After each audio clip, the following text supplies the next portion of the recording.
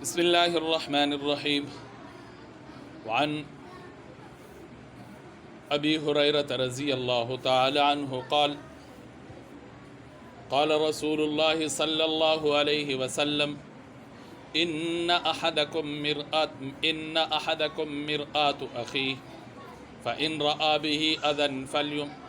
فلیمط عنہ رواہ الترمذی ولأبی داود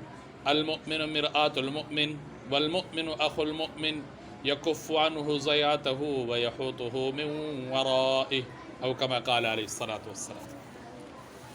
حضور نبی کریم صلی اللہ علیہ وسلم نے ایک مومن کا دوسرے مومن کے ساتھ، ایک بھائی کا دوسرے بھائی کے ساتھ جو تعلق ہونا چاہیے اور جس طرح ہونا چاہیے اس کو آپ صلی اللہ علیہ وسلم نے بیان فرمایا۔ رسول اللہ صلی اللہ علیہ وسلم نے مومن کا مومن کے ساتھ جو تعلق، جو ربط اور جو انداز ہونا چاہیے، مختلف طریقوں سے، مختلف مثالوں سے آپ صلی اللہ علیہ وسلم اس تعلق کو بیان کرتے ہیں۔ کبھی فرمایا مومن مومن کے لیے ایسے ہی ہے جیسے کالجسد الواحد۔ کبھی آپ صلی اللہ علیہ وسلم نے ارشاد فرمایا مومن مومن کے لیے ایسا ہے جیسے دیوار اور اس میں لگنے والی اینٹیں، اس کی وجہ سے دیوار کی مضبوطی ہوتی ہے، تو مومن کا مومن کے ساتھ جو تعلق ہے اس تعلق کی وجہ سے دوسرا مومن مضبوط ہونا چاہیے۔ یہاں پر اس روایت میں آپ صلی اللہ علیہ وسلم نے مومن کا مومن کے ساتھ جو تعلق ہے اس کو بیان فرمایا کہ المؤمن مرآت المؤمن، مسلمان اپنے مسلمان کے لیے، مومن اپنے مومن بھائی کے لیے آئینہ ہے۔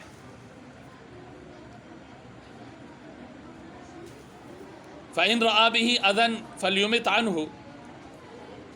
اب صلی اللہ علیہ وسلم نے ارشاد فرمایا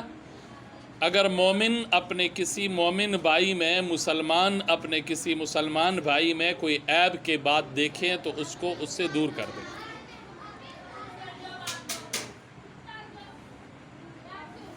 اور ابو داود کی روایت میں نبی کریم صلی اللہ علیہ وسلم نے ارشاد فرمایا یکف عنہ ضیعتہ ویحوطہ من ورائہ،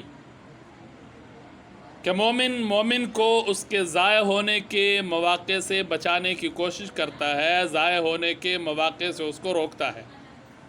اور اس کے عدم موجودگی میں اس کی حفاظت کرتا ہے، یعنی اس کی غیبت نہیں ہونے دیتا، اس کی غیبت کرتا نہیں۔ پہلی بات آپ صلی اللہ علیہ وسلم نے ارشاد فرمائی کہ مسلمان مسلمان کے لیے آئینہ ہے۔ اب صلی اللہ علیہ وسلم کے اس فرمان میں دو باتوں کی طرف اشارہ ہے۔ پہلی بات ہی کہ جیسے آئینہ کے سامنے آئے کوئی بھی تو وہ آئینہ اس کی خوبیاں خرابیاں جیسی ہوتی ہیں ویسے ہی بتا دیتا ہے، اس میں کوئی گڑبڑ نہیں کرتا، اس میں کوئی دو نمبری نہیں کرتا، اس میں کسی کی چاہت اور کسی کی خواہش کا اعتبار نہیں کرتا، بلکہ جیسا معاملہ اس کے ساتھ ہوتا ہے تو نفس الامر میں جو معاملہ ہوتا ہے آئینہ وہی بتا دیتا ہے۔ تو ایسے ہی ایک مسلمان کو چاہیے کہ دوسرے مسلمان کا کوئی عیب اس کے علم میں آئے تو دوسرے کو خیرخواہی اور نرمی سے بتا دے، جیسے آئینہ اور شیشہ نرمی سے خیرخواہی کا ساتھ بتا دیتا ہے۔ دوسری بات جو سب سے اہم ہے، جس کی طرف حضور نبی کریم صلی اللہ علیہ وسلم نے المؤمن مرآت المؤمن کہہ کر اشارہ فرمایا کہ جیسے آئینہ حقیقی خوبی خرابی ظاہر کرتا ہے، ایسے ہی دوسری بات جو اس آئینہ کے سامنے ہو صرف اسی کو عیب دکھاتا ہے، اس کا عیب کسی اور کو نہیں دکھاتا۔ جو آئینے کے سامنے آئے گا، جو شیشے کے سامنے آئے گا تو شیشہ اس کا عیب اسی کو بتائے گا، اپنے اندر رکھ کے کوئی اور آئے اور دوسرا جو پہلے گزر چکا ہے اس کا عیب وہ دوسرے کو نہیں بتائے گا ہی نا۔ تو ایسے ہی مسلمان کو بھی چاہیے، مومن کو بھی چاہیے کہ جس کو کسی کے عیب کا پتہ چلے تو اس کو بتائے، اس کے غیر کو نہ بتائے۔ یہ بات بہت اہم ہے، اور آج کل کے ہمارے اس عرف میں، معاشرے میں اس کی بہت ضرورت ہے۔ ہمارے سامنے جس کسی کی کوئی خامی آ جائے، جس کسی کے کوئی عیب ہمارے سامنے آ جائے، تو ہم اس کو نہیں بتاتے، باقی ساری دنیا کو بتا دیں گے، باقی ساری دنیا کے سامنے لے آئیں گے، لیکن جس کو بتانا چاہیے اس کو نہیں بتاتے، کیونکہ مقصود ہمارا خیر خواہی ہے ہی نہیں ہے۔ مقصود ہمارا اس کو بدنام کرنا ہے، مقصود ہمارا اس کا جو ہے وہ حد کی عزت کرنی ہے، مقصود ہمارا لوگوں میں اس کو بدنام کرنا ہے، لوگوں کو اس سے دور کرنا ہے۔ اگر ہمارا مقصد خیر خواہی ہو، ہمارا مقصد اس کی اصلاح ہو، ہمارا مقصد اس کو عیب دار ہونے سے بچانا ہو، ہمارا مقصد اس کو معاشرے میں اچھا فرد بنانا ہو، تو ہمیں چاہیے کہ ہم خیرخواہی کے ساتھ، نرمی کے ساتھ، اصلاح کی نیت سے اس کا عیب اسی کو بتائے، اس کے علاوہ کسی اور کو نہ بتائے۔ اور اگر اس کو بھی نہیں بتا سکتے تو پھر جیسے اندھا آئینہ ہوتا ہے نا، عیب نہیں بتاتا کسی کو، تو جیسے وہ منہ دیکھنے والے کو نہیں بتاتا وہ آئینہ، تو اسی طرح کسی اور کو بھی وہ نہیں بتاتا۔ تو پہلا نمبر، پہلا درجہ تو یہی ہے مومن کا مومن کے ساتھ تعلق، کہ نرمی کے ساتھ اور خیرخواہی کے ساتھ اور اس کی اصلاح کی نیت سے، طریقے کے ساتھ اس کے اندر جو عیب ہے اس عیب سے اس کو خبردار کرے، اس کے اندر جو خامی ہے، اس کے اندر جو خرابی ہے، وہ خرابی اس کو بتلائے۔ کیونکہ بہت دفعہ جیسے ہمیں اپنا چہرہ نظر نہیں آتا، آئینے کے سامنے جاتے ہیں تو پھر ہمیں نظر آتا ہے، تو اسی طرح بعض اوقات انسان کو اپنی کوئی خامی جو ہے وہ نظر نہیں آتی، اپنے کسی عیب پر انسان کو توجہ نہیں ہوتی۔ اگر کوئی دوسرا مجھے اس کی طرف متوجہ کرے، کوئی دوسرا میری خامی، میری خرابی مجھے بتلائے، تو مجھے اس کو دور کرنے کی کوشش کرنی چاہیے۔ یہ نہیں کہ میں کہوں کہ میرے اندر خامیاں تلاش کر رہا ہے، تیرے اپنے اندر کتنی ہیں۔ بعض اوقات اگر کسی سے بات کرو، بھائی تمہارے اندر یہ خامی ہے، اس کو دور کرے تاکہ آپ کی عزت اور آپ کے وقار میں اضافہ کرے، تو جا، تو اپنے قبر سونا، میں اپنے قبر جانا۔ یہ تکبر کی علامت ہے، یہ ہٹ درمی کی علامت ہے، یہ جہالت کی نشانی ہے، کیونکہ وہ مسلمان بھائی ہے تیرا، وہ نیک نیتی سے، خیرخواہی کے جذبے کے ساتھ وہ آپ کو آپ کے عیب بتاتا ہے، آپ کی خامی آپ کو بتا رہا ہے، آپ کی خرابی آپ کو بتا رہا ہے، تو ماننے میں کیا مسئلہ ہے؟ ہاں اس کو کہہ رہو ٹھیک ہے بھائی، آپ نے مجھے خبردار کیا، اللہ آپ کو جزائے خیر دے، میں اپنے اس خامی کو دور کرنے کی کوشش کروں گا، میں اپنے اس خرابی کو دور، جیسے کپڑے پر لگا ہوا داغ ہو، کپڑے پر لگی ہوئی گندگی ہو، اگر کوئی مجھے بتائے تو مجھے تو اس سے خوشی ہونی چاہیے۔ بھائی میرے کپڑے ہیں، میرے کپڑے گندے ہیں، اگر میں کسی مجلس میں کسی جگہ جاؤں گا تو لوگ دیکھ کر ہنسیں گے، تو جیسے کپڑے کے اوپر لگا داغ کپڑے کو داغدار بنا دیتا ہے،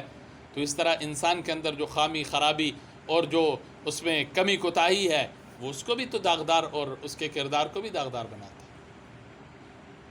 اس لیے کوشش کرنی چاہیے۔ اور سب سے بہترین چیز، رات بھی میں ایک جگہ گیا تھا تو وہاں پر میں نے اسی بات پر زور دیا ہے کہ انسان جیسے اپنی زندگی میں کسی کو اپنا مشیر انسان رکھتا ہے، بناتا ہے، تو اسی طرح دینی رہنمائی کے لیے بھی انسان اپنے لیے کوئی مشیر بنائے، کسی بڑے کو اپنا بڑا مان لے، اس کے بغیر نہ چلے، اس کے مشورے کے بغیر نہ چلے، اپنی اصلاح کی ساری باتیں اس کے سامنے رکھیں، اپنی ہر بات جو کرنے والی ہو، جو کہنے والی ہو، اس کے ساتھ ڈسکس کرے، اس سے مشورہ کرے، وہ جیسے مشورہ دے اس کے مطابق پھر چلے،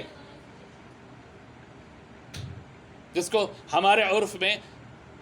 پیری مریدی کا لائن کہتے ہیں، تصوف کا لائن کہتے ہیں، تزکیہ کا لائن کہتے ہیں، سلوک اس کو کہا جاتا ہے۔ تو اس کا مقصود یہی ہوتا ہے کہ میں اپنے آپ کو کسی کے حوالے کر لیتا ہوں، اور وہ میرے اندر جو خامی ہے، میرے اندر جو عیب ہے، تکبر ہے، بغض ہے، حسد ہے، کینہ ہے، غصہ ہے، غیبت ہے، فلاں ہے، یہ سارے کے سارے میرے اندر خامی ہے، میرے اندر عیب ہے، میرے اندر خرابی ہے، میرے اندر، اس کو میں دور کرنے کی کوشش کروں۔ دوسری بات، آخری بات کرنے لگا، جو حضور نبی کریم صلی اللہ علیہ وسلم نے ارشاد فرمایا، یکف عنہ ضیعتہ، اب صلی اللہ علیہ وسلم نے ارشاد فرمایا کہ مسلمان وہ ہوتا ہے جو دوسرے مسلمان کو ضائع ہونے سے بچائے، یعنی کوئی چیز جس سے اس کو نقصان اس کی چیز کو نقصان پہنچ سکتا ہے، اس کو کس چیز سے نقصان پہنچ سکتا ہے تو اس کو بچانے کی کوشش کرتا ہے۔ اور تیسری بات، اس کی عزت کی حفاظت کرتا ہے اس کے پیٹھ پیچھے،